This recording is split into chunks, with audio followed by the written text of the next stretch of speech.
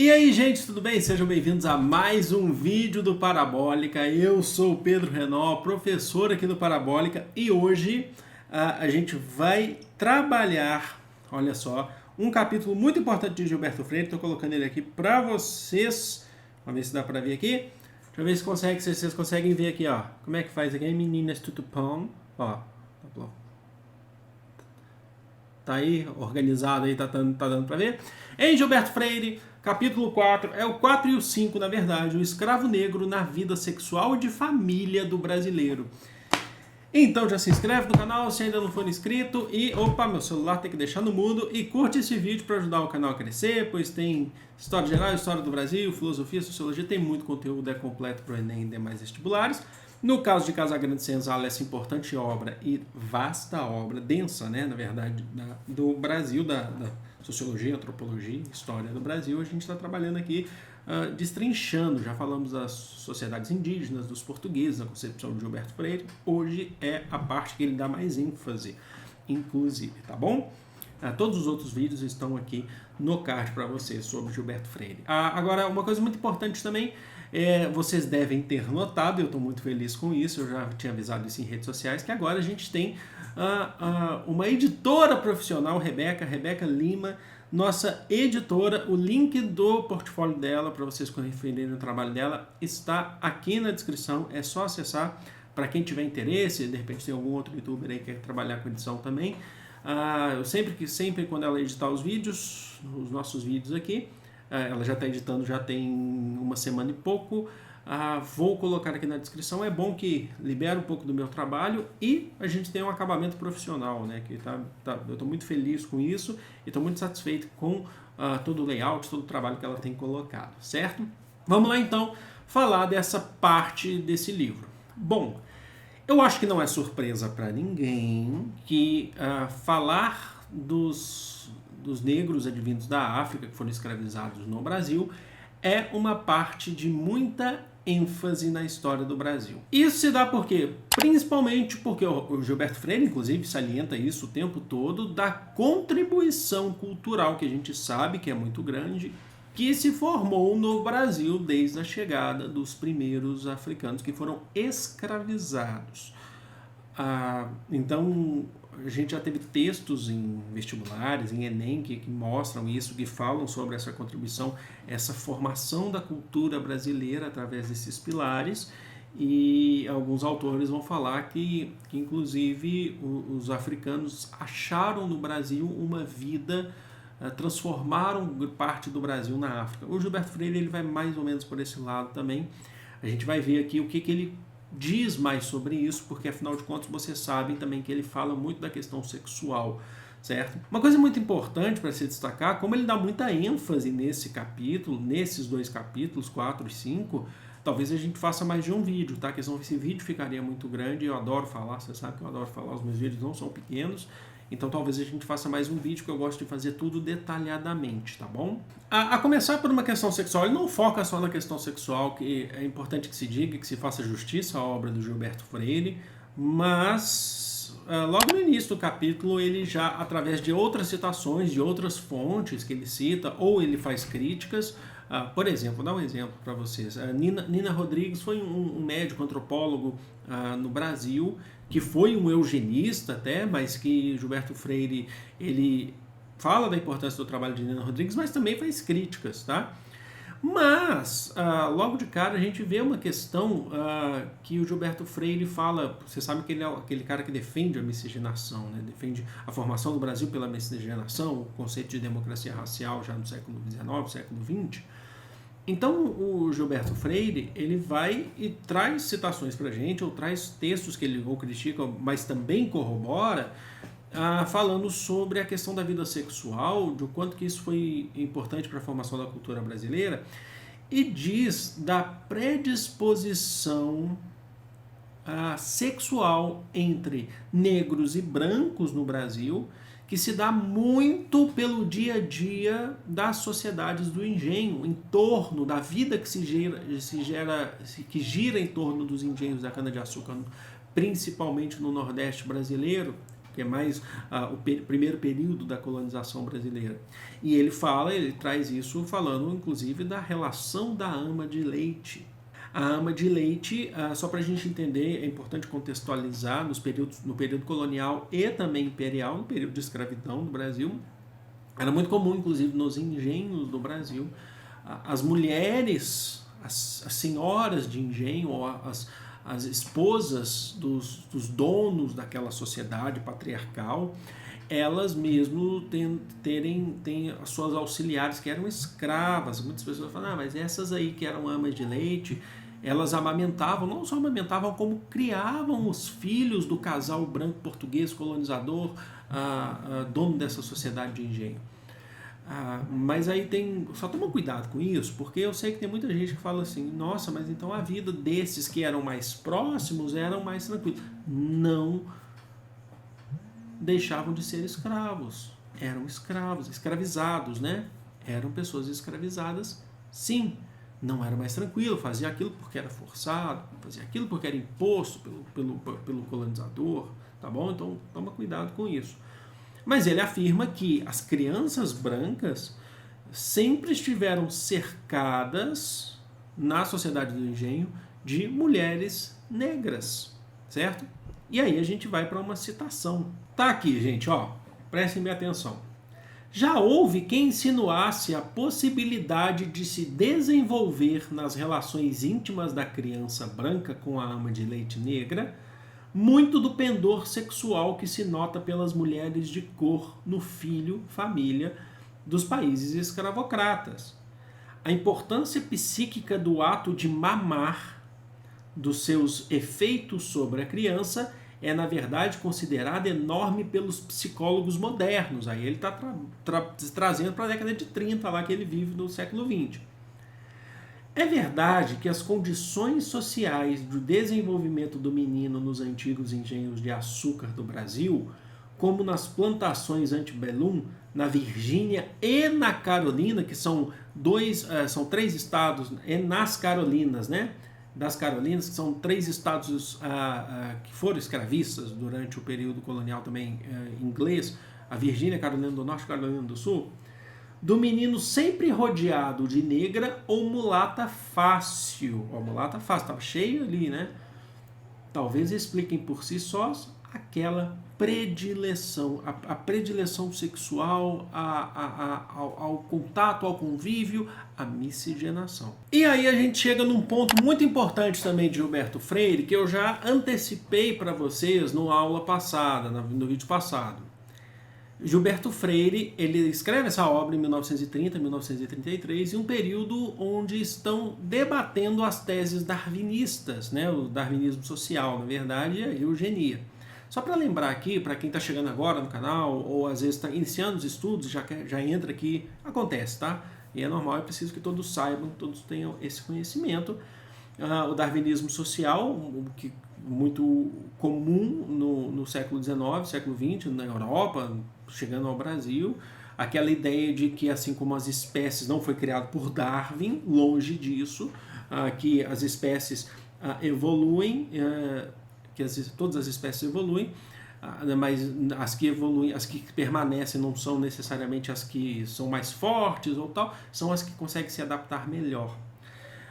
E aí os darwinistas sociais que vão olhar isso e vão falar assim, ó, as sociedades também evoluem, certo? Então vem uma noção de que superioridade e inferioridade em relação às sociedades, partindo do ponto de vista, o ponto de partida sendo o branco europeu o mais superior.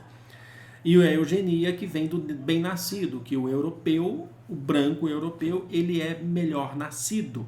E ele precisa levar essa missão civilizatória a outros povos. Então, por isso, eles justificam o imperialismo do século XIX, século XX. Na verdade, nós estamos industrializando, estamos fazendo a partilha da África, estamos industrializando a China, invadindo a Ásia, a África, a América, a Oceania, em prol de levar civilização a vocês. O Gilberto Freire, ele está na década de 30, isso foi muito comum, o darwinismo social foi muito comum até os primeiros anos da República. Aqui o Gilberto Freire ele já está batendo de frente com o darwinismo. Ele faz críticas ele, em alguns momentos, ele é até irônico a esses darwinistas, né, aos defensores da eugenia, e ele chama esses místicos da superioridade de raças. Ele não só faz isso, irônico, como ele também defende, é o que a gente vai ver já já em citação, ele defende também, ele coloca também como os africanos, os negros africanos, como até mesmo superiores às sociedades indígenas em relação à técnica cultural e em relação aos próprios portugueses. Então vamos lá, gente, citação aqui para falar sobre isso em Gilberto Freire, olha só que interessante. Escrever, nem pelos artefatos, nem pela cultura dos vegetais, nem pela domesticação das espécies zoológicas, nem pela constituição da família ou das tribos, nem pelos conhecimentos astronômicos, nem pela criação da linguagem das lendas, eram os pretos superiores aos nossos silvícolas. Ele está falando assim, ó, tem aqueles que dizem que eles não são superiores em nenhum desses aspectos aos silvícolas, que são os povos da mata, né? Então ele está falando dos povos indígenas. Então ele fala assim, dizer isso é produzir uma afirmativa que virada do avesso é que dá certo. Ele falou, não, na verdade é o avesso. Na verdade são os outros povos que não são superiores aos negros africanos. Olha só. Por todos esses traços de culturas material e concorrer melhor que os índios à formação econômica e social do Brasil, às vezes melhor que os portugueses. Ele fala melhor que os índios e às vezes melhor que os portugueses. Na formação econômica do Brasil, inclusive. Pode-se juntar a essa superioridade técnica e de cultura dos negros sua predisposição como que biológica e psíquica para a vida dos trópicos. Ele tem uma predisposição para a vida biológica e mental, psíquica na América, nos trópicos. Sua maior fertilidade nas regiões quentes, seu gosto de sol, sua energia sempre fresca e nova quando em contato com a floresta tropical. Aí vocês têm que só tomar cuidado com uma citação dessa, pois ele vai em crítica em relação ao darwinismo social, mas aí ele também, no final, ele também aborda, que fala assim, mas ele tinha uma predisposição, né, uma superioridade, tem que tomar cuidado para não chegar ao ponto de defender, então, o processo de escravização, tá bom, gente? Bom, e aí o Gilberto Freire, ele também, é interessante você pensar isso, ele também faz críticas àqueles que pensam que existiu apenas uma cultura de vindo da África para o Brasil. Ele usa, inclusive, citações de outros autores, Nina Rodrigues, né, como eu falei para vocês, foi um médico eugenista, o Gilberto Freire valoriza a obra do Nina Rodrigues, porém, tece suas críticas também. Agora, e afirma que, inclusive, no Brasil você teve uma demanda maior por uma necessidade maior que não foi só a necessidade do trabalho agrícola. Ele fala pra gente, lá nos Estados Unidos, as pessoas escravizadas, os africanos que foram escravizados e levados para as colônias, principalmente do sul dos Estados Unidos, eram forças brutas para trabalhar na agricultura. Aqui no Brasil já foi um pouco diferente. Então ele fala dessa diversidade. E aqui a gente entra em mais uma citação, prestem bem atenção. Parece que para as colônias inglesas, o critério de importação de escravos da África foi quase exclusivamente o agrícola, o de energia bruta, animal, preferindo-se, portanto, o negro resistente, forte e barato. Para o Brasil, a importação de africanos fez-se atendendo-se outras necessidades e interesses. A falta de mulheres brancas, a gente já abordou isso na aula de introdução, de Gilberto Freire, de Casagrande Senzala. As necessidades de técnicos em trabalho de metal, ao surgirem as minas, a partir do século XVIII. Duas poderosas forças de seleção. Ele fala, os interesses foram diferentes. E aí, a gente chega num ponto que é muito importante, que o Gilberto Freire, ele reconhece, tá, gente, Porque a gente faz muitas críticas ao Gilberto Freire, faz muitas críticas à Casagrande Senzala, mas a gente tem que entender também a importância da obra e tal. Mas Gilberto Freire, inclusive, ele reconhece um passado de escravidão, um passado de trabalho exaustivo, de super exploração, sabe? Ele não é um cara que fala assim, vieram e foram, sabe? Apesar dele falar da questão do que é diverso e tal, ele reconhece isso. Mas a questão é aonde isso vai chegar em relação a outros sociólogos, a outros antropólogos, né? Porque depois, no final, o Gilberto Freire trabalha com a ideia da democracia racial, o que outros sociólogos já vão bater de frente com ele, fala que a miscigenação, esse processo todo, ele está ligado, inclusive, às desigualdades sociais que a gente tem hoje. Agora, ele também tece críticas, né? E fala, a gente ficar acusando os negros, né, de serem imorais em relação à cultura cristã portuguesa, mas a gente tem que ver o que eles passaram. Até mesmo essa questão sexual, essa predisposição sexual deles, está ligada ao modelo, ao modo com que vieram ao Brasil. E aí a gente chega na nossa última citação do dia para falar sobre isso. É justamente essa parte que eu comentei com vocês aqui do Gilberto Freire. Ó. Se há hábito que faça o monge é o do escravo, e o africano, por muitas vezes, obrigado a despir sua camisola de malê para vir de tanga nos negreiros imundos, da África para o Brasil. Então ele está falando desse trajeto. Para de tanga ou calça de estopa tornar-se carregador de tigre. A escravidão desenraizou o negro do seu meio social e de família, soltando-o entre gente estranha e muitas vezes hostil. Falou, você tiraram da África, vieram para o Brasil para viver num mundo hostil para eles, né? Dentro de tal ambiente, no contato de forças tão dissolventes, seria absurdo esperar do escravo outro comportamento senão o imoral, de que tanto o acusa. Fala assim, o escravo ele tinha um comportamento imoral, mas olha só o que está acontecendo, olha só o que fizeram. Passa por ser defeito da raça africana, comunicando ao brasileiro o erotismo, a luxúria, a depravação sexual. Mas o que se tem apurado entre os povos negros da África, como entre os primitivos em geral, já o salientamos em capítulo anterior. É maior moderação do apetite sexual entre os europeus. Ele está falando assim, eles têm maior moderação, quer dizer que eles precisam de mais coisas para o apetite sexual do que o próprio europeu. É uma sexualidade, a dos negros africanos, que para excitar-se necessita de estímulos picantes, danças afrodisíacas, culto fálico, orgias.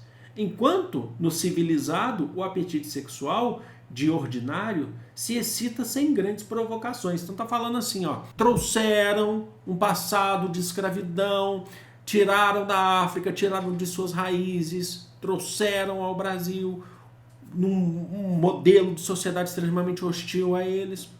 Apesar de em outros capítulos, em outras citações, a gente vê que ele fala que os africanos eles se deram bem por uma questão biológica e psíquica na América, no Brasil.